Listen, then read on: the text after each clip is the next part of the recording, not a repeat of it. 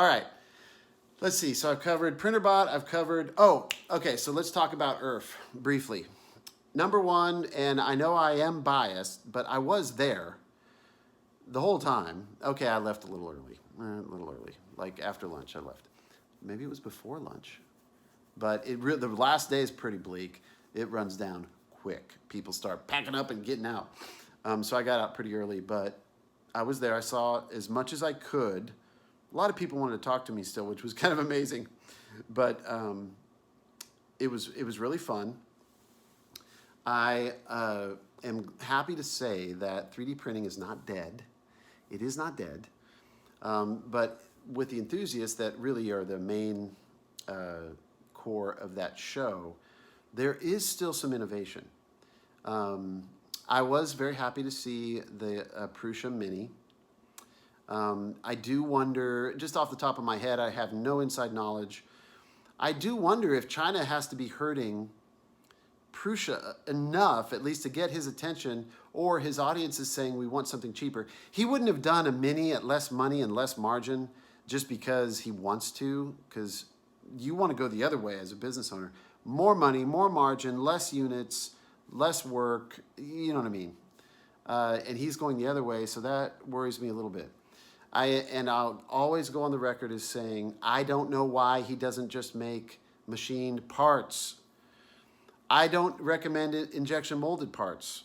The ones that I did were pretty good, but they did fail. The metal parts didn't fail. They don't fail. Not at least in 7 years, they don't fail. So I recommend machine parts to Prusa. However, that's going to mean a more expensive machine. But I was encouraged to see that he's moving it forward, not only on the price, but he's finally come to see my way of seeing the world, that a simple metal style printer is really the way to go. I'm just being silly. You know, you take your hit for rigidity and it happens to be good enough. So I do recommend that printer. What I'm really excited about is that he's making the jump to 32-bit. I do have a little bit of inside knowledge on that because I'm friends with people involved.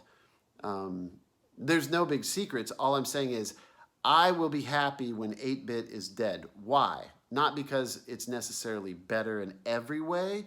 It's better in some ways. And it will shut up, no offense to you enthusiasts, it will shut up the enthusiasts who think that 32 is always better. It's not. But because you always think it is, we all have to go there, all right? So we're going. So just be quiet. We'll do it. So I'm glad about that. That's exciting to see. I liked his little screen. I wish it would have been touchscreen. I think it's a major miss for him. It won't hurt him. But I think you should just do the touchscreen, bro. I mean, the dial has got to go. So that's what I think about that. So good on Prusa.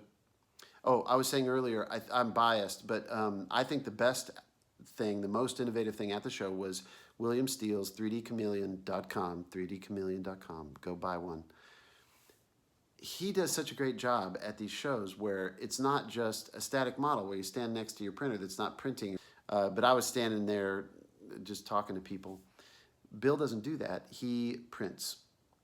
And his 3D Chameleon is a 2-color or 4-color or 6-color or 8-color. It just goes on. And it's all done with whatever electronics you have right now on your printer. Boom. That can be a 2-color or 4-color printer or 4-material, 2-color or 2-material printer without any additional electronics. That's the big deal. He does it through this crazy like binary, and watch the, I think it was Joel, watch his video. You probably have already seen it. It's done through mechanical switches, and it's a great kit, and he's done a lot of R&D around this, and believe me on this, he gets it right. He doesn't screw around like I do sometimes, not staying on track. He stays on track. He has nailed this thing, so go order a 3D Chameleon. It's 99 bucks, I think is the end result. For 99 bucks, you can add 2 colors. For $200, you can add 4 colors. What? Don't mess around with the MMU. I think it's junk, personally. And I think Prusa thinks it's junk. That's my opinion. But he was sending people that were inquiring about the MMU over to Bill. That should tell you something. Now, that's not to say that another guy that was at the show, Mitch or Mosaic, they have beautifully designed hardware. They have wonderful engineering behind them. It just happens to be expensive. So if you're looking for a cheap option, go with Bill or 3D Chameleon for multi-material. If you want the most expensive, most precisely machined, most engineered product, you could check out Mosaic. Although sadly, even though I have a relationship with them, when you compare the two, the value is with Bill. It's just so expensive to do it the other way, and there's some complexity that you have to live with. Well, although 2-color or 4-color is complex, no matter who you're going with. But I think the Bill has killed the MMU. It's over. Why would you ever do that? You're wasting your time and money, period. No offense, Prisha. But anyway, so Bill, I think, was the standout in the show. While I was happy to see the Prusa Mini, that didn't register for me. It's just like, he's going to be fine. He doesn't need my endorsement, you know what I mean? The second thing that I was excited about beyond the Polar 3D, and I'm going to end in 5 minutes, hell or high water, it's happening. The other thing I was really excited about, the rail core.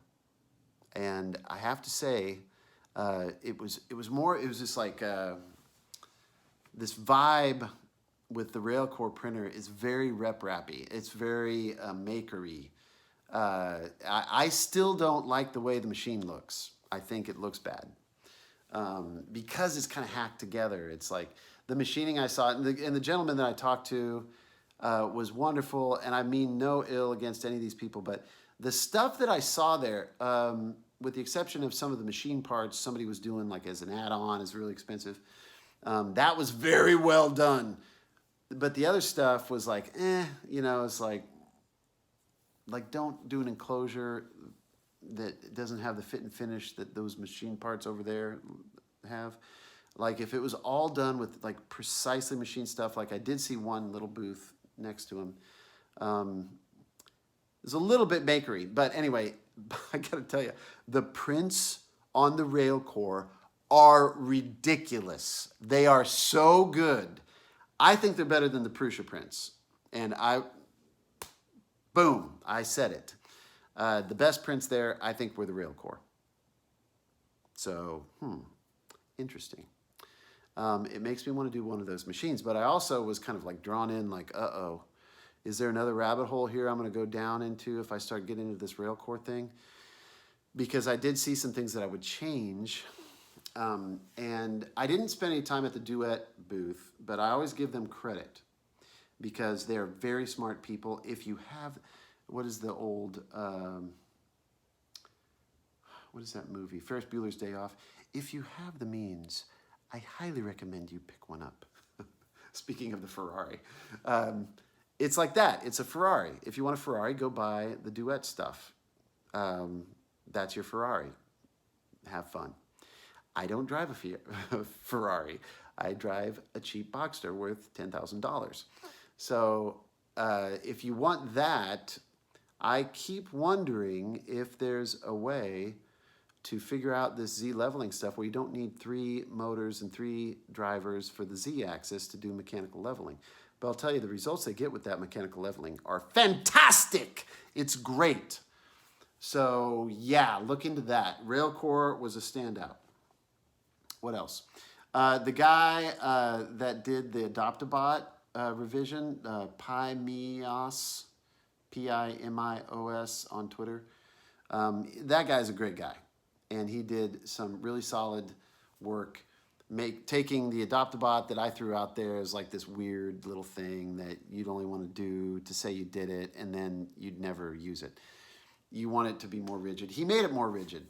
And he used extruded aluminum, and he's a teacher, and he's a wonderful guy.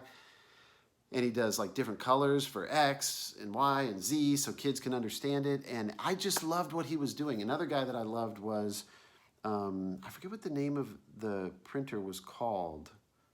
The mini printer or something like this. It was this little small, extremely, I mean, when you felt the action of the X and the Y and the Z, it was like, this is so smooth. And it's so small. It was like a little bitty, it was smaller than this guy. Not much smaller, but smaller. And he actually could break it down. And it took some time, but he was a guy from, I believe it was Brazil. Don't quote me on that, but I know he spoke Spanish. And I think it was Brazil. But anyway, he could break it down into like a bloated, like spool box for 3D printing spool. The whole thing like broke down into that box because he had to carry it with him and he had very little place for luggage. So that guy was cool. And while it was a little more complicated than my taste, he used acrylic because he just did it as an extra, like a kind of a project out of the love for 3D printing and RepRap. And that was a beautiful little machine that printed wonderfully and was gorgeous engineering. It was just fantastic. I was a huge fan. So anyway, I got to meet Adrian Boyer for the first time, which was great. And, see Joel and Tom and the guy from E3D, just briefly. All the familiar characters were there, a few new. It restored my belief that 3D printing is not dead, and that RepRap guys are great guys, great people, and there was enthusiasm, and it was a great trip. So the ERRF trip was fantastic. I love it. So, Brook Drumm signing off, giving you way too much information. But that's what you signed up for and have been waiting for, and now you have it. So following this video, I'll give you information on my builds. And now that we're going to start some companies here, I'm going to get to work. Oh, and by the way, little tidbit, I put an offer in on a house. Don't know if we'll get it, but maybe that'll happen. And then I'll get to work. Thank you guys. Have a great week. Talk to you soon.